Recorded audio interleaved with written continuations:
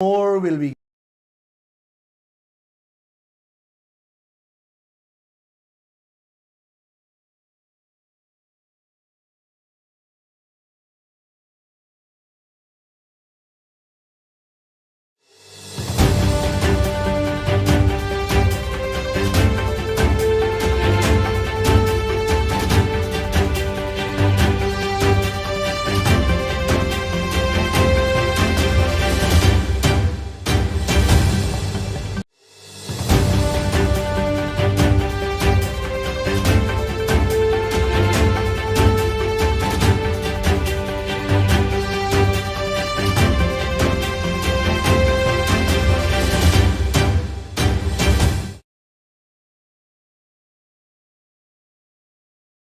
and welcome to your news at noon. These are the top stories we're tracking. In the $30 flaring penalty for Exxon, government ignorant on polluter pays principle. Says Melinda Janke and Granger, Ali, Jagdio and Trotman will be remembered for destroying our children's future in the name of development, says Yog Mahadio. Prisoner who did not want to go to jail claimed he swallowed razor blade and 9-year-old child crushed to death by garbage truck. Bloomberg report says electric vehicles will be cheaper in 5 years. Do stay tuned to stay informed.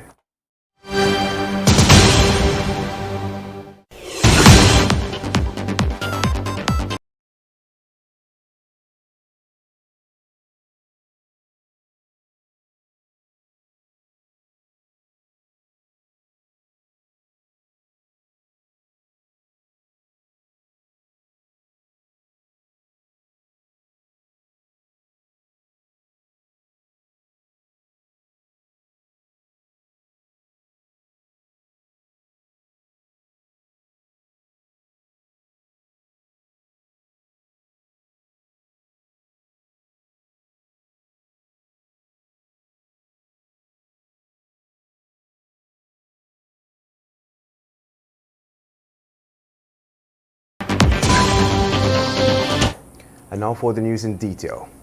The Liza Phase 1 environmental permit was recently revised by the EPA to include a provision which states that ExxonMobil's subsidiary, Esso, will pay the regulator $30 per ton of carbon dioxide equivalent released after May 13, 2021 via the Liza Destiny vessel. The EPA said as well that this measure is being implemented in accordance with the polluter pays principle. But upon noting this line of reasoning, international lawyer and ardent defender for the protection of the environment, Melinda Janke, categorically stated that the EPA has demonstrated ignorance about what is meant by the polluter pays principle. And now let's tell you, when the history books are written, the financial and marketing consultant Yog Mahadio is of the firm conviction that Head of State Dr. Irfan Ali, Vice President Dr. Bharat Jagdio, former President David Granger, and former Minister of Natural Resources Rafal Trotman, among others, will be remembered for the role which they played in destroying our children's future, according to Mr. Mahadio, in the name of development. The former CEO of the Guyana Telephone and Telegraph Company expressed this view in his latest letter to Kaieteur News, which was published yesterday. The premise of his contention on the fact that both the Granger and the Ali administration have allowed ExxonMobil to flare offshore, a practice which harms the environment through the release of more than 250 toxic chemicals into the airspace. Also, buttressing his contention is the fact that Guyana's politicians have displayed their approval for the destruction of nature so that development can take place in other sectors such as mining and forestry. Meanwhile, a prisoner who reportedly did not want to go to jail on Thursday claimed that he swallowed a razor blade and was rushed to the hospital instead. The claim was made around 15:25 while he was being held in the lockups of the Reliance Magistrates Court in Berbice. A police report detailed that the prisoner was charged earlier during the day at the court with robbery under arms. He was in the court's lockups waiting to be transported to the New Amsterdam prison. We were told by sources close in the investigation that the man related to another prisoner who was with him at the time that he did not want to go to jail. A few hours later, one of the policemen on duty was alerted that the man had swallowed a razor blade. And now let's tell you that the driver of a C&S garbage disposal truck is now in custody after he ran over a young boy, crushing him to death yesterday afternoon. This was in the vicinity of Dennis Street, Sophia. 9-year-old Inam Nakis Holder of Seafield, Sophia, was the victim of this horrific accident. The boy was apparently riding around the neighborhood before he met his demise. The truck was allegedly turning a corner when the boy collided with the truck, knocking him down.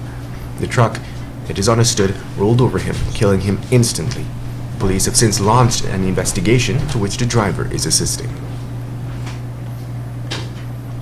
In other news, in the next 5 years, electric cars and vans will be cheaper to produce than conventional fossil fuel-powered vehicles.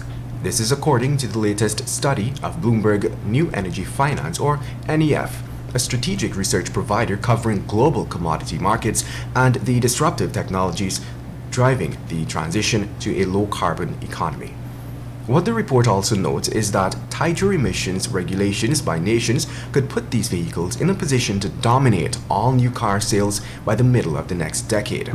Another interesting forecast by Bloomberg NEF is that by 2026, larger vehicles such as electric sedans and SUVs will be as cheap to produce as petrol and diesel models, with small cars reaching the threshold of the following year. Furthermore, electric vehicles reaching price parity with the internal combustion engine is seen as a key milestone in the world's transition from burning fossil fuels. You are tuned into Kaieteur Radio 99.1 and of course 99.5 FM. This is your news at noon.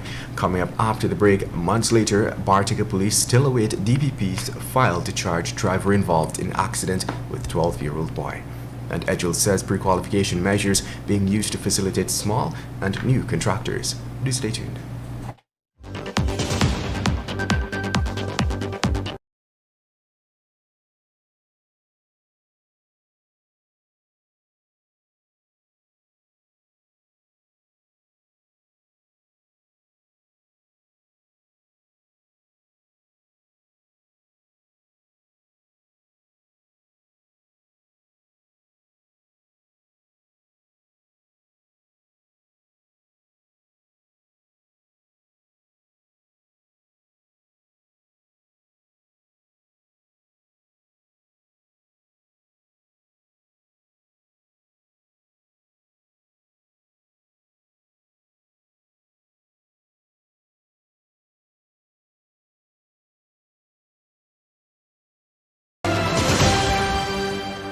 Welcome back. Let us continue with the news. The Bartica police are yet to receive a file from the Director of Public Prosecution, Shalimar Ali Haq, to charge a driver who had struck down a 12-year-old pedal cyclist more than 2 months ago. At least this was what the Bartica Police Commander, Dion Moore, said. The pedal cyclist, Jahi Manuel Wyatt, was struck down by a motor car, driven by Tristan Bell around 17 hours 25 on March 8, 2021 along 5th Street, 4th Avenue, Bartica. Wyatt was reportedly riding from his grandmother's home, heading to a shop in the area to purchase materials for his school assignment. In other news, Minister of Public Works Juan Egil recently noted that the government has been actively honoring its legal obligation to ensure small and new contractors secure jobs with the state. During an interview, Egil revealed that pre-qualification measures are being used to facilitate the process. According to Egil, the mechanism allows for smaller contractors to get a chance at securing work from the government, which is keeping with the law that stipulates that small contractors must benefit from at least 20% of state contracts. And now let's tell you that a video that was circulating on social media yesterday captured a robbery by two bandits at a Rubis gas station outlet. The two men, wearing matching reflective vests, robbed the outlet of an undisclosed amount of cash. We confirmed that the video's authenticity with the Guyana Police Force's Deputy Communications Director, Stan Govaya. According to the video seen, a lone cashier was in the gas station at the time when one of the bandits stepped in. The suspect then approached the female employee, pulled out his handgun, and demanded cash.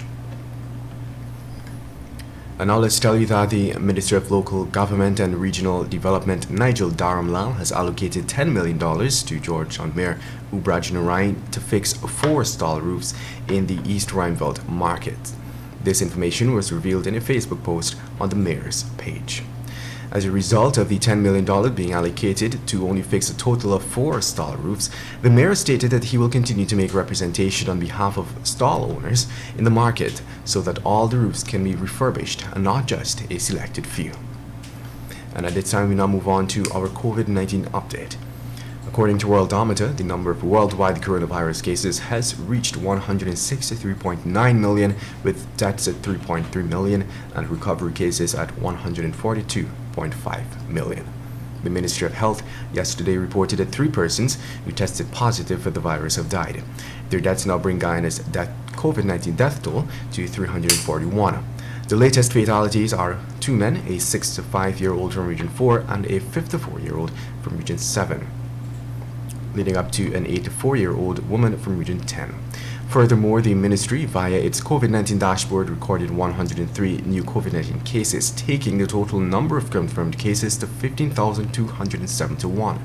The dashboard also shows that 14 patients are in the COVID-19 ICU, 110 persons are in institutional isolation, 1,839 in home isolation, and 8 persons are quarantined institutionally. To date, 12,967 recoveries have been recorded. And just before we wrap up today's news at noon, let's head over to the page 7 of the Kaieteur News. Just when you thought you would have learned all there is to know about the evils contained in the Starbuck block deal, further studies unearth more stomach-sickening provisions.